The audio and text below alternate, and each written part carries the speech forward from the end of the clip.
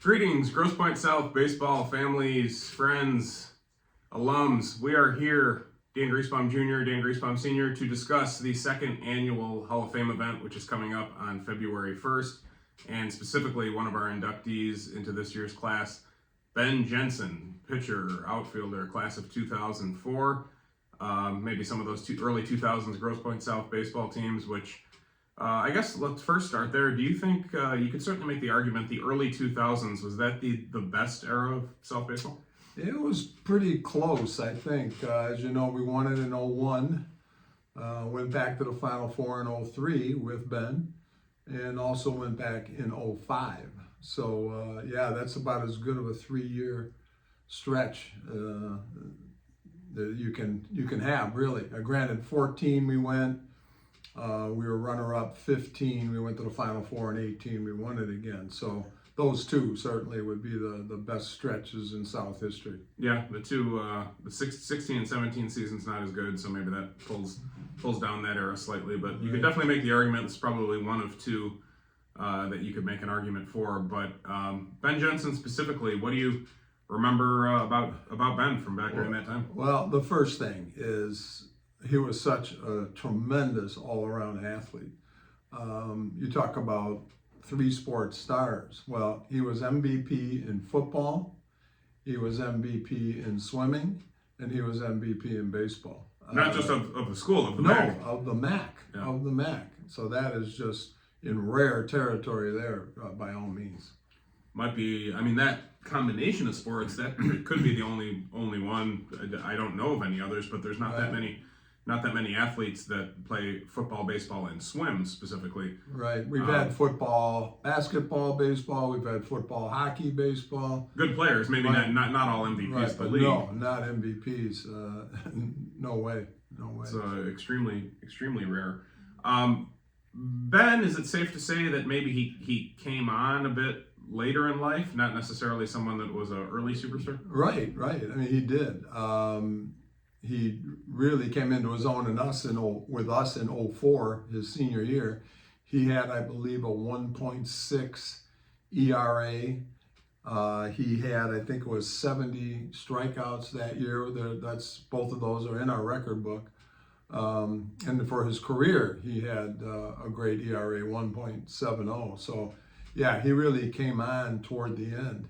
And the other thing, you talk about the Final Fours and so on. If you remember, we lost Adam Abraham. Adam Abraham could have been with Ben Jenzen, but as we talked about before, was ruled ineligible for his junior and senior year. Could you imagine those two as a 1-2 combination? Yeah, I mean, specifically looking at 2004, I believe that team, ended up losing to De La Salle in the regional, but part of that issue was, I believe Ben had tweaked something. Yes, he had tweaked his arm. And we lost him in terms of pitching wise. If we had Abraham, you could certainly make the argument that maybe that team still wins the regional, and then no doubt Abraham was all state as a sophomore. So 2004, before we backtrack a little bit, 2004, Ben, the ace of the staff, as usual, facing Grosse Pointe North in the district final, and one of the rare district finals that South just ran away with. I believe it was about 10-0. Yeah, and that was just, again, very, very rare in terms of a north-south battle. We never see in district, especially, one team run away with it like that, on either side. Maybe you'll recall, but Ben certainly had his stuff that day, struck out a lot of guys, obviously threw a shutout, did not really have his control. No. And yeah, he hit a few guys. It might have been 7 or 8. I don't recall. He hit a few guys, but again, that was Ben's arm slot. I mean, he just threw very hard. He had great movement. He came a little more from the side or 3/4, and his ball tailed into hitters. And yeah, that day, we certainly, and I know he certainly, and we certainly didn't need to put runners on base. We didn't need to do that. We wanted to get the thing over with. But yeah, it was a little bit of a crazy situation, if I recall. And it was. Go ahead. I think obvious enough that he wasn't trying to hit people. I think several of them were curveballs. Right, exactly. And then, North eventually had enough of it and did purposefully hit freshman at the time, Ryan Abraham, Right. when he was at the plate, and the umpire could tell it was purposeful, and he threw the pitcher out of the game. I believe it was Zach Matthews. Right.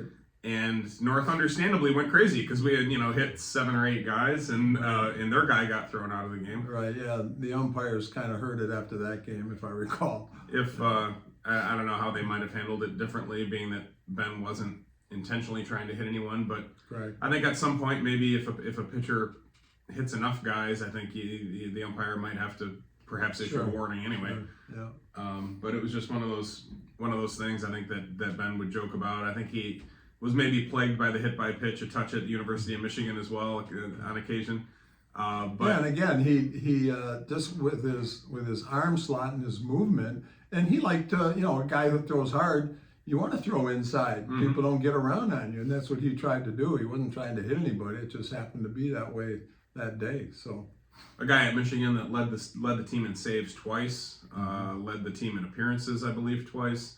Very useful guy out of the bullpen, and we got a little bit of a glimpse at the bullpen, Ben Jenzen, the year before in the state quarterfinal. What do you remember about that game in 2003? Well, 2003, that was the Farmington Harrison one. Yeah, we were down 6-0. Mm-hmm. Down 6-0, and came back, just kind of battled our way back, and put Ben in relief. He held them down after that, the 6-0, as they were leading 6-0. We tied it up, and Charlie McKinnon hit a grand slam over the right field fence, and we ended up going to the Final Four that year. It was just a tremendous comeback, unlike anything I've ever experienced, down 6-0, and it wasn't, I think third, fourth inning, we were down 6-0 and battled back and came back and beat them. What was it, 11-7? I believe 11-7. Yeah, I believe so with the grand slam. Yeah. I think it was thought to be a pitcher's duel at the beginning. Andrew Wingert for Harrison, who ended up being my teammate at CMU, facing Adam Abraham, who was a sophomore. Adam perhaps not quite up to the short rest start on that day after the regional and got hit a little bit. And I'm sure you gave it to Wingert a little bit when he was at CMU. Oh yeah, but that lasted for a couple of years. But he never really gave it back. He would just kind of put his head down and reflect silently of what could have been. But so a game that certainly got away from Harrison. I believe their head coach was John Harrington. The legend football coach. Yeah, legendary football coach. I believe is he the winningest of all time? I believe he is. I believe so. Yes. Yeah. And as far as John Harrington goes, he gave it back to South in I believe it was 2008 when they played in the state semifinal. Right. Had a chance to pay back South a little bit, unfortunately, but yeah, an unbelievable state quarterfinal game. Charlie McKinnon with the walk-off grand slam, which, speaking for me personally, I never saw it go over the fence. I knew once it got over the outfielder's head, the game was over, and I ran out there. I didn't find out it was a grand slam until well after the game, actually. But a really, really special game there. I believe we had the tying run thrown out at home in the 6th inning. We did. Yep. I want to say it was just barely. It was a perfect throw. It just got him at home. Yeah. I think it was Haitius that got thrown out at home. You're right. If I recall, but very close play at the plate. And then, as I recall it, Nick Andrew, I think, was our leadoff hitter, led off that 7th inning. I think it was a walk. Mike Arrigo, I think, followed with a hit. And Abraham at the plate, the 3-hitter, and I'm sure maybe in your head maybe thought a little bit about bunting, although he was the 3-hitter and a star player. Yeah, with Abraham, probably not, but normally I would have. Yeah.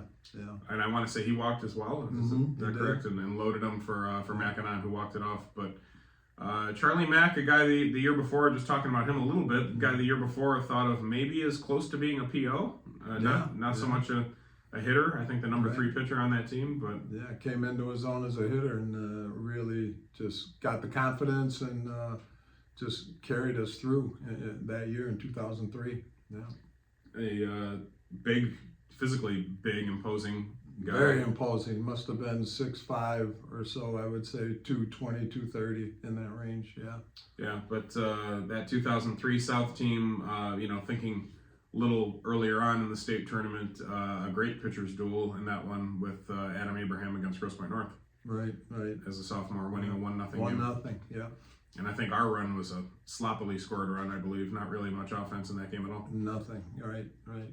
And then, of course, perhaps the most memorable matchup during that run, Adam Abraham facing another very highly touted sophomore from De La Salle by the name of Alex Avila. Yes. Later the Alabama star and Tigers all-star catcher. Yeah, that was the regional final, correct? Was that That was the regional semifinal. First game of the regional, yeah. First game, yeah.